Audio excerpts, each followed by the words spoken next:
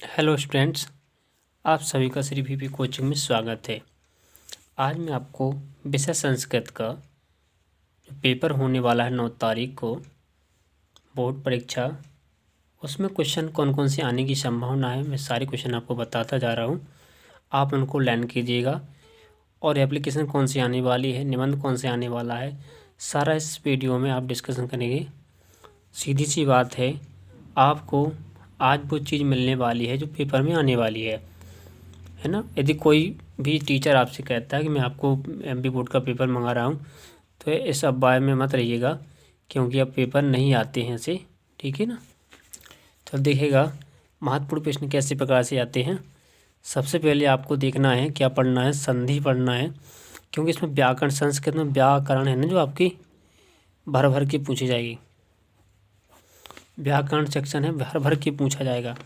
व्याकरण में क्या आएगा आपका, तो पहला आएगा आपका संधि और समास।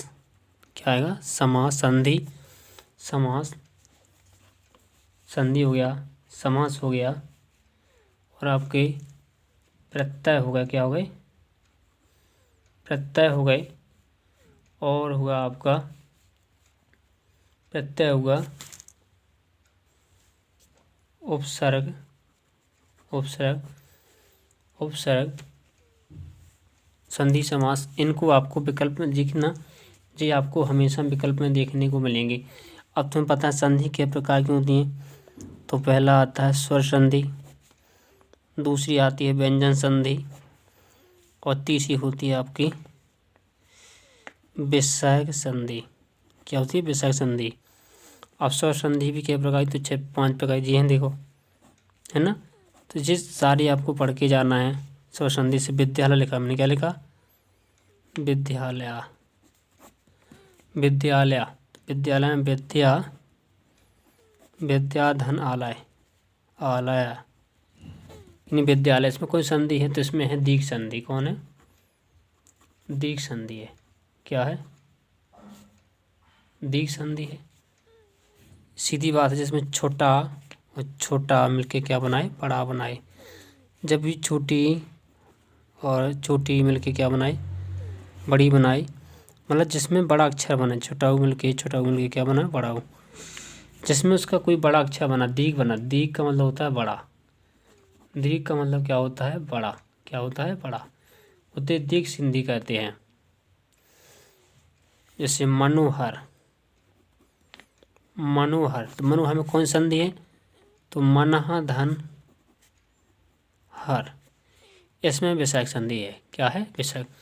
नमस्कार, नमस्ते, नमस्ते में विसर्ग संधि है। नमा धनते, नमा धनते, नमस्ते में विसर्ग संधि है। जो इम्पोर्टेंट आने वाला मैं वही बता रहा हूँ आपको। जैसे आपके पेपर में जिस संधि आती है, जैसे हमने लिखा नी, क्या लिखा, नी, विसर्ग लगा नी प्लस कपट। क्या लगा, नी प्लस कपट, तो इसमें क्या हो जाएगा, निष्कपट। क्या हो जाएगा, निष्कपट। क्या हो जाएगा, निष्कपट। इसमें कौन सी संधि है, विसर्ग संधि है। तो आप समझें, दुस हमने लिखा यहाँ पे दू, दू प्लस चरित, यानी दुष्चरित, दुष्चरित, दुसचरित, दुष्चरित। इस प्रकार से अब देखे जाएगा, है ना। जैसे मैंने यहाँ लिखा, चलिएगा, ये हो गया अपना। अब मैं लिखा नी, नी प्लस आशा। अब बताइए इसमें कौन संधि होगी, तो निराशा। क्या होगा, निराशा।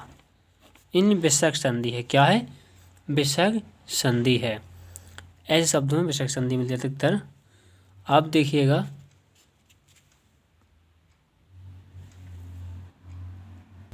अगर ये संधि आ जाए आपके में, जैसे अतः, अतः धन यो, अतः धन यो, इसका क्या होता है, अतियो। क्या होता है, अतियो। क्यों होता है, यदि विसर्ग से पहले छोटा या बड़ा आ हो, तो विसर्ग के बाद कोई भिन्न स्वर हो, तो विसर्ग का क्या हो जाता है, लोप हो जाता है। क्या हो जाता है, लोप हो जाता है।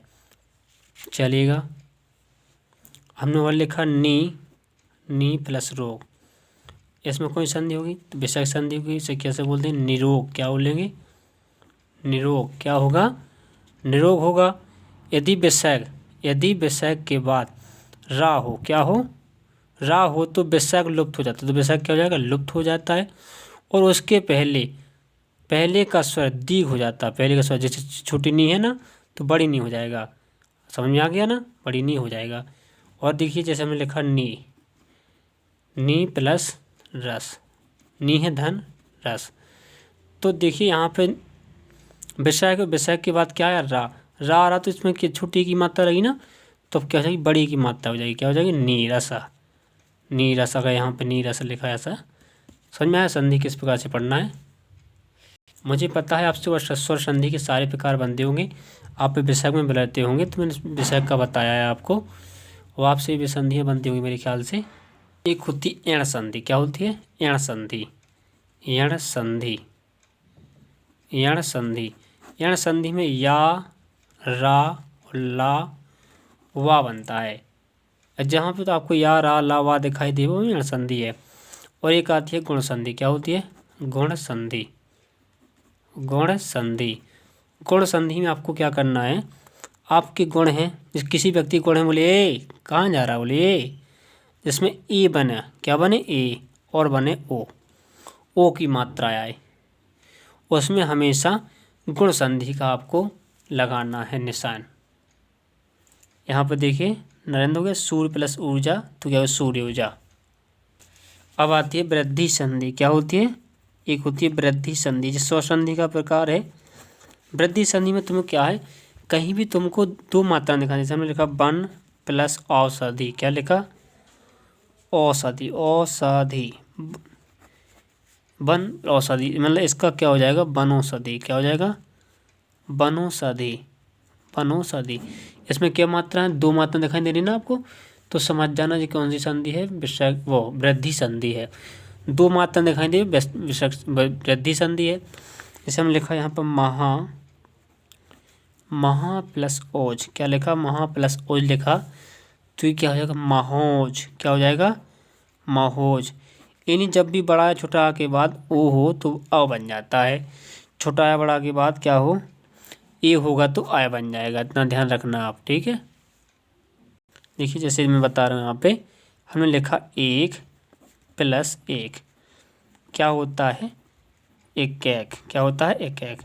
माना का कैसा है? का में कितने अक्षर? का है और थोड़ा आ है। क्या है? का और आ, और इसमें क्या है? ए। तो तीनों अक्षर में क्या बन जाएगा? यहाँ बन जाएगा आय। क्या बन जाएगा? आय।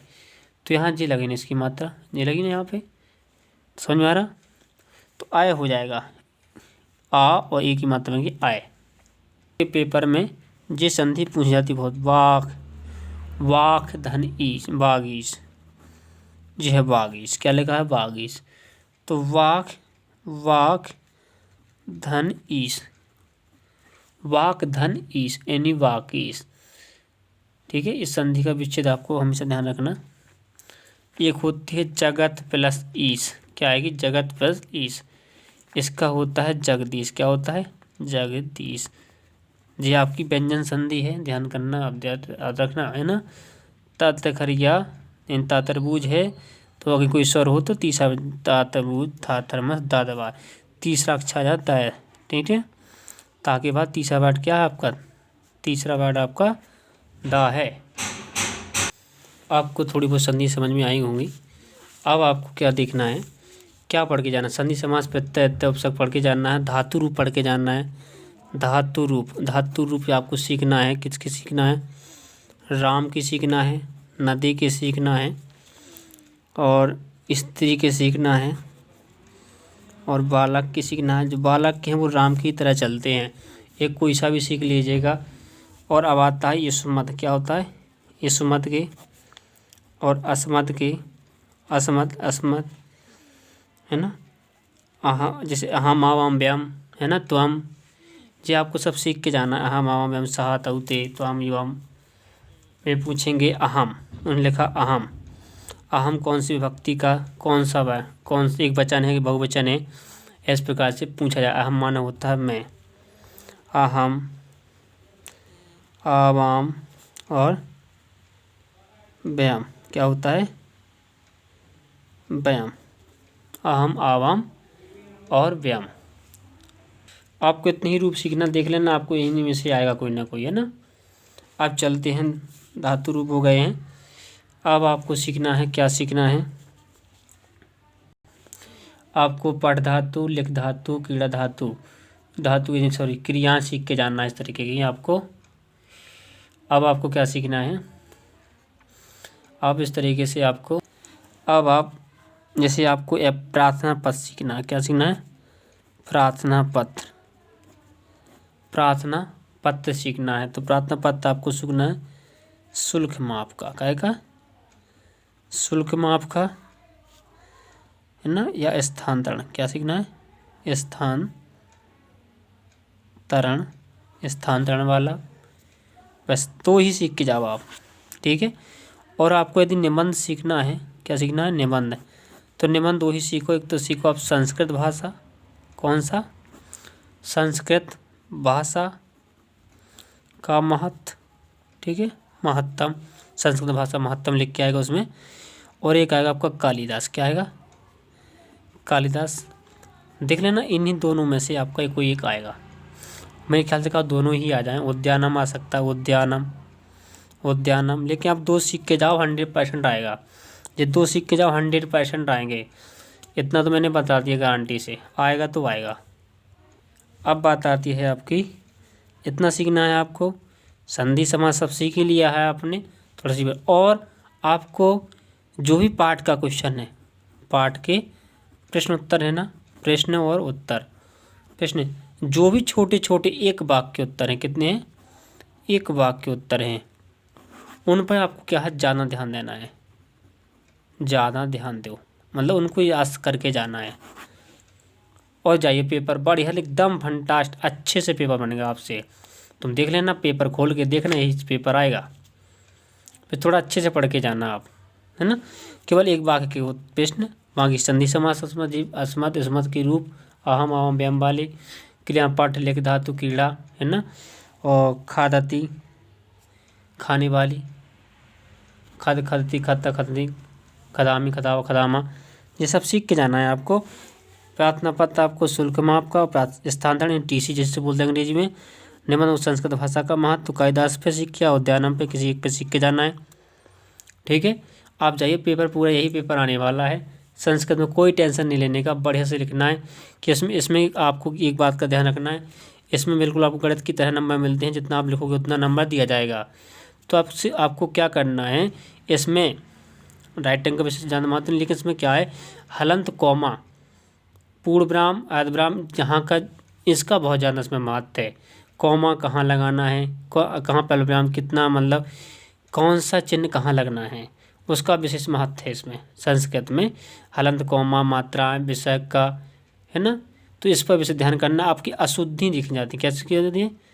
अशुद्धि पे विशेष ध्यान करना आप, है ना। अशुद्धि पे, अशुद्ध आपका शब्द नहीं होना चाहिए, नहीं तो वरना आपका नंबर कट सकता है। तो इस पर ध्यान दीजिएगा।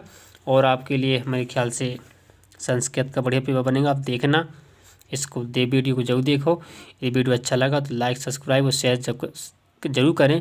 प्रत्येक बच्चे को ये वीडियो भेज दो, ताकि वो भी संस्कृत में अच्छे नंबर ला सके।